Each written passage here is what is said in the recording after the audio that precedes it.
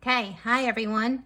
Here is a demo for the complex color mixing grid discovery task 10.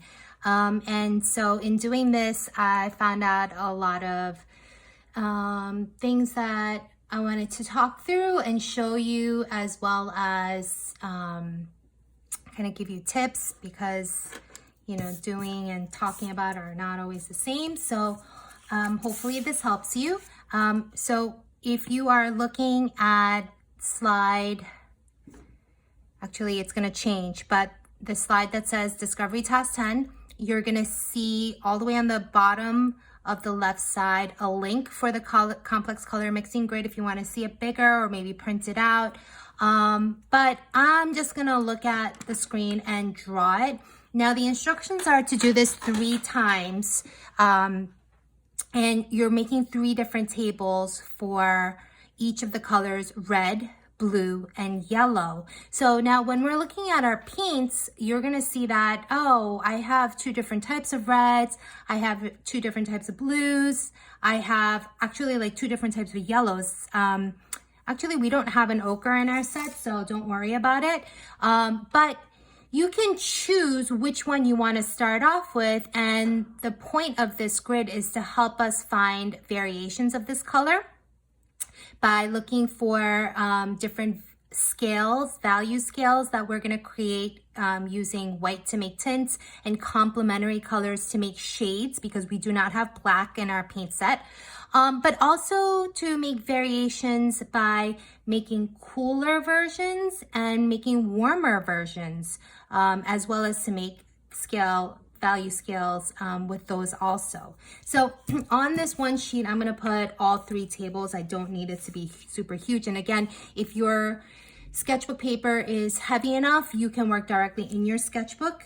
So I'm going to say that each of my, I'm going to divide it into 4 and use the quadrants for my grid. So in this grid, and maybe I'm going to work this way because I actually want to have 1, 2, 3, 4.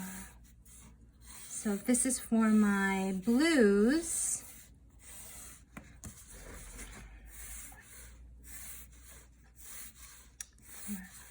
5. We want 5 painted areas, but we also have, so this is the original hue. We have, let's say, warm version 1 here, warm version 2, cool version 1, and cool version 2. So notice I didn't say cooler because, you can change the types of colors there are depending on what you add to that original blue color. So we're going to start off with this middle section here. So the blue that I want to use is, I'm going to choose ultramarine or phthalo. I'm going to go with the phthalo green just because, why not? So on my palette, which can't really move it around, I'm going to see if I could swing my camera. I taped on parchment paper to my desk here, and I'm going to use this as my palette. So I have like a wide mixing area. Hopefully I didn't mess up. Okay, my paints are a little bit different today and it's fine. It works, it's perfectly fine for our purposes of mixing our colors today. All right, so let's start off with some phthalo. And that original phthalo is gonna go right in the middle.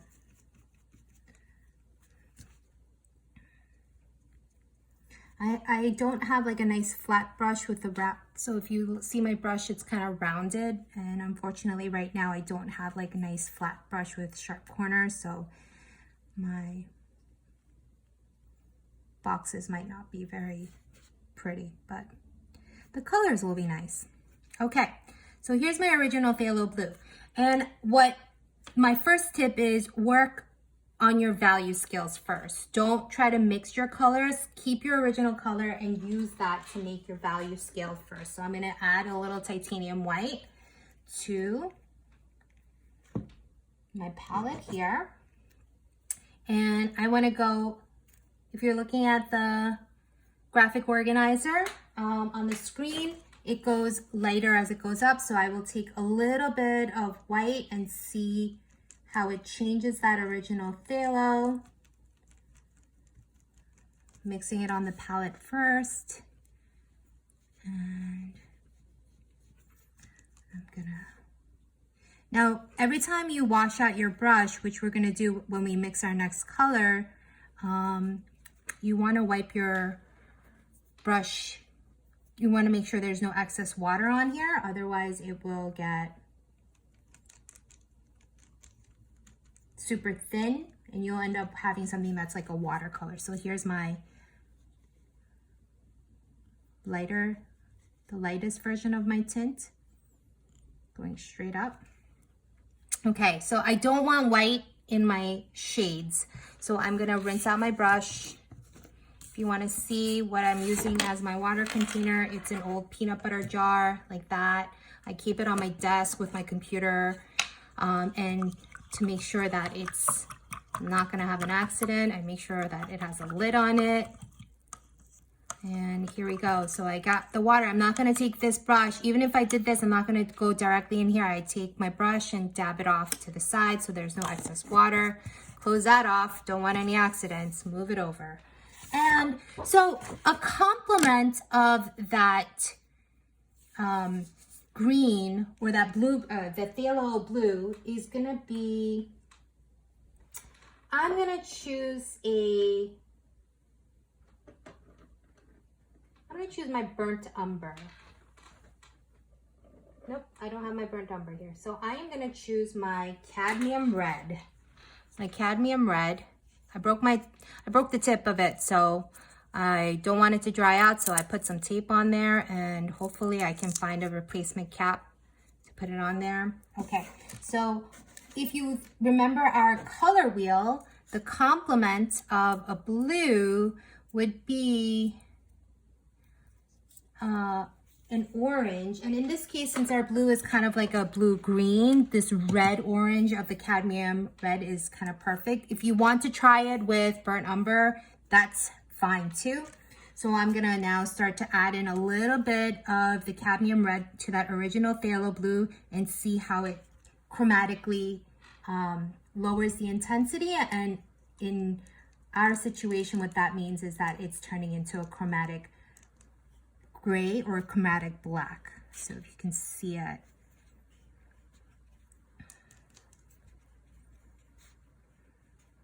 And what's happening is I'm mixing such small amounts of paint that you're really seeing this brush drying out. So in that case, you can take a little bit of water and just add a little bit of water to the brush to like give your paint a little bit more movement. And if I add a little bit more orange, let's see what happens. So it starts to really become not even a blue anymore. So that's your chromatic black. Okay, so let's think about how can I take this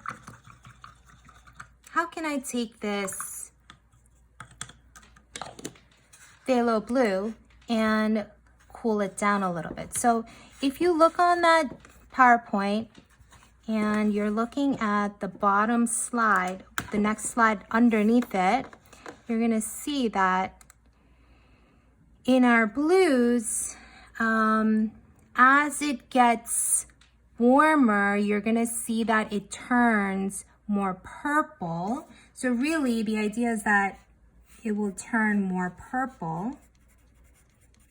Okay, and then cool, oops, wrote this on the wrong side. Warmer would mean more purple, right? It heats up a little bit with those reds, and then cooler would mean that it might be a little bit more greener. Okay, think about that from the color wheel. So I'm gonna say that I know in my ultramarine, when I was comparing and making my original color wheel, I knew that, oh, phthalo is a little bit more green, ultramarine is a little bit more purple, so a little bit more blue. So I can take my ultramarine and then start to add it a little bit to that phthalo and see how it changes. Or if you want to, yeah, let's see. Let's see what happens. Now they're so close in colors, I really have to be careful about the ratio that I'm putting it in. So I might not see a huge difference between the phthalo and the mixtures.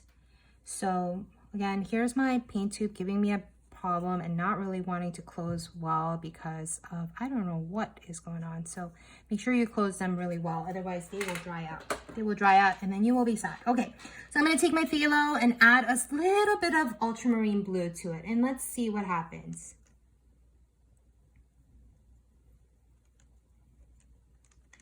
Here's my phthalo with a tiny smidgen of ultramarine blue. Okay, and see if your eyes can perceive any changes, maybe a little bit. So now to this, I'm gonna add a little bit of the white and start to make it into a little bit of a tint. Okay, here is with a little bit of white. And then here it is with a lot of bit of white. I could actually put a little bit more white, but it's okay. It's not the lightest tint, but it is a tint. Okay, so again, I'm gonna wash out my brush. I don't want any white going into my shades, otherwise it'll turn into a pastel-y kind of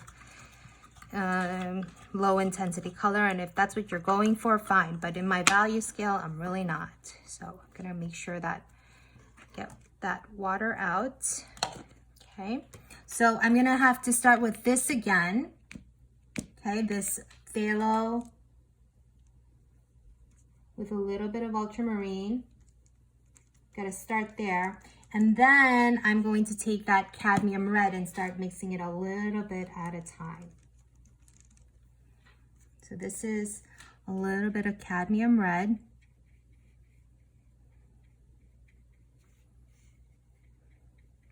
Okay, and then the next one, you should really see the intensity getting lower because I'm gonna add in a lot of bit of cadmium red.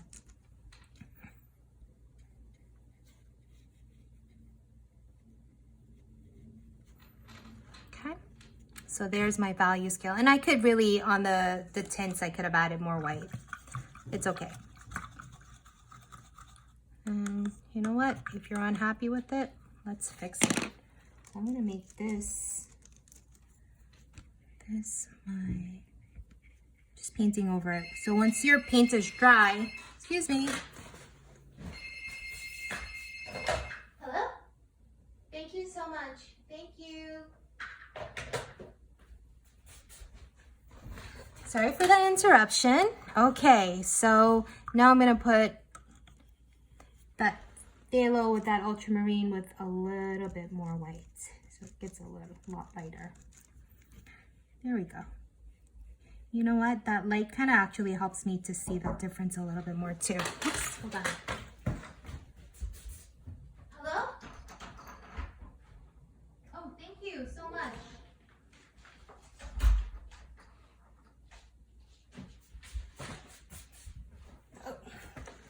Sorry about that again. Okay, and then now we're gonna try this one with even more, so like almost very, very little phthalo blue. So we're still including phthalo blue in there because remember, it's still a variation of it, of a phthalo blue, but we want it to like get super warmer. Okay. At this point, you might be like, nah, I want to add a little bit more alizarin crimson to it because that is like the most purplish color that you have. You can try it. I think because the phthalo already has a little bit of that yellow to make it that greenish. And remember, when you mix all of the complement all of the primary colors together, you do get kind of like a brown color, so it might not be so much of a blue, but it could be a version of that blue. So you can definitely try that. You know what? I'll try it. So I'm going to take this phthalo blue and then see what happens if I take that alizarin crimson, because remember, it doesn't have to just keep going. You can just try any versions. So I'm going to take my alizarin crimson and see, what happens if I start to mix that a little bit. So I will take my phthalo blue and I will add a teeny weeny bit of the alizarin crimson.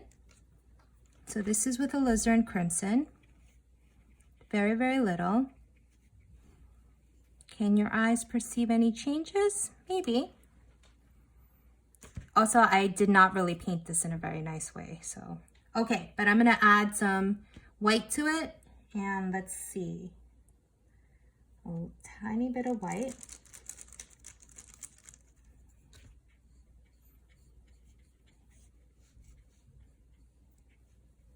And then an even bit, a little bit more white.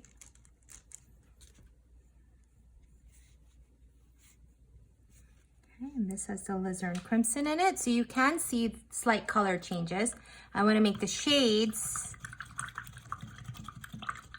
And if I had burnt umber with me, this would be a great time to use some burnt umber, but to try to see the different shades, but I don't, so I'm going to continue using my cadmium red. So I will take that.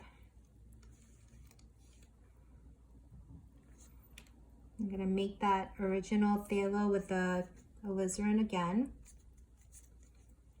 Okay. Add a tiny bit of cadmium red.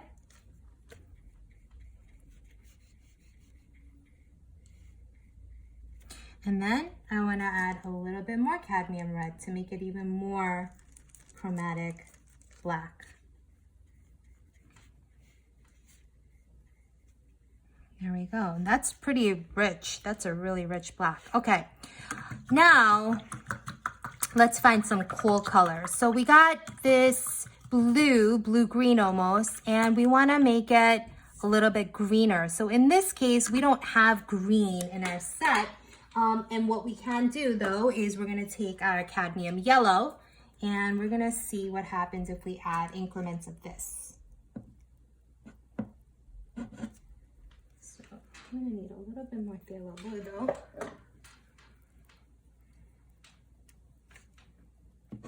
And remember to keep your palettes organized so you don't forget what color is what. And that's why I kind of like to work on a bigger surface. And again, let me see if I can do this without ruining my setup here. But so far, this is what I have on my palette. This was the original phthalo with some white, my ultramarine blue, alizarin crimson, cadmium red, and these are the tints and shades that I'm mixing. And now here's my cadmium yellow that I'm gonna bring my phthalo over to and see if I can add a little bit and see some changes. Okay, clumping down again. All right, here we go. Okay, take that phthalo.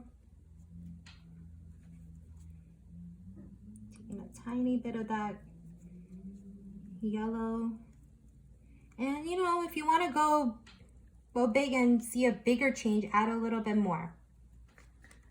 Okay, mix it thoroughly well because you don't want to have like streaky color messes here. Ooh, and already you can see that big change from that original phthalo that we had here. This original phthalo, you can see that change. So now to this, I'm going to add increments of white to see those tints.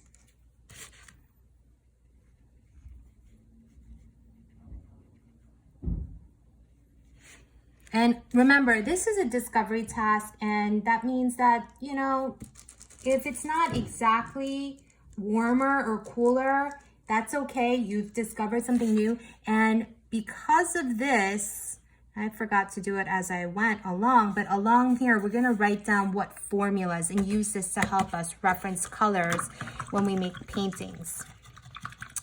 All right, so I'm gonna now take this with This was the phthalo with a little bit. So let's write here. This was just phthalo. And then the complementary color is cadmium red. Okay. And here we have phthalo plus ultramarine. Okay. And then we had the complement was, I'm going to put S for shades. The shading was with cadmium red again. Okay, and here we had phthalo plus alizarin crimson. Okay, and then the shade was with cadmium red. Here we have phthalo. Look at this. This is already dried. I just put my hand on here. Plus cadmium yellow. Okay, very little. And then for shades, again, we're going to use the cadmium red. So I don't really have any other good things that can be that opposite. So I'm going to wash the white out of my brush. And I got that phthalo with that cadmium yellow one more time. I'll start off with that. And I'm going to add increments of that cadmium red to make that chromatic black. Make that chromatic grayscale. Okay. So here we go. And I'm going to add even more cadmium red. Ooh, that really got dark. Okay, so we got a value scale. All right, now let's try our last color on this chart, last variation. And I'm gonna, this time, it's gonna be the same combo, except I'm gonna have even more cadmium yellow.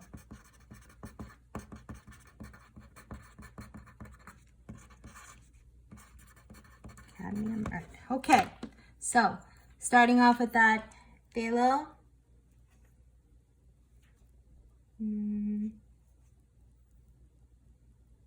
This time a lot of yellow.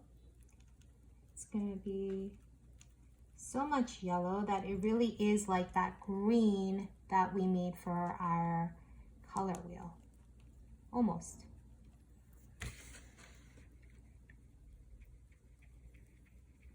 Yeah, there we go. And then I'm gonna add some more. Oops, got paint on my finger. I'm gonna start adding some white.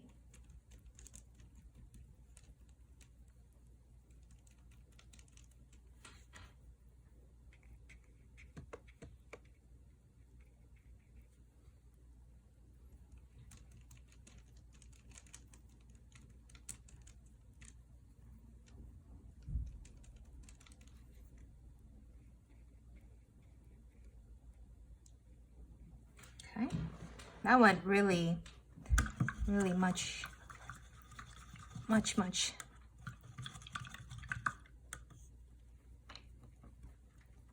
cooler.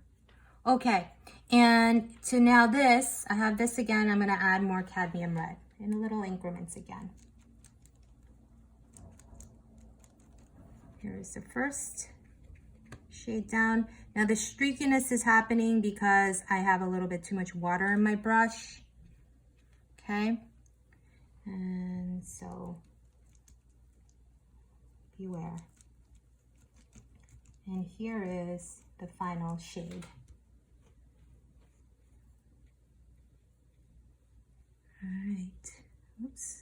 And that yellow orange streak happened because I didn't mix it very well and I was cheating and mixing with my paintbrush. So voila, here is my first chart done. Now, I'm gonna do the red colors next, but before I do anything, my water jug is pretty small, so it didn't have a lot of water, and I got a lot of green pigment rolling around in here, and I do not want to use this to mix my colors for my alizarin crimson. So I will go and wash this out. I will be right back.